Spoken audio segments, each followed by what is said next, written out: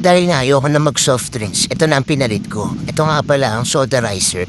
And then dyan lang sa gitna ng maximum at minimum yung water level niya, and water and lemon lang yan nalagay ko. Kasi ito yung device na maglalagay ng oxygen sa kanya, yung parang magiging carbureted siya, para pag ininom mo may fizz yung effect, like soft drinks. Pero safe na safe to dahil water nga at lemon lang ang gamit ko, tapos nilagyan ko na ng oxygen.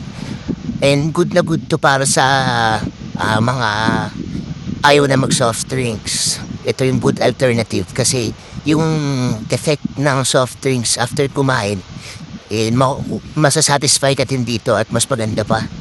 And, dapat meron ka neto ha. At meron kayo neto para masave na kayo soft drinks. Okay? Yan no, daming fizz. God bless. Diyan lang yan kung gusto mo.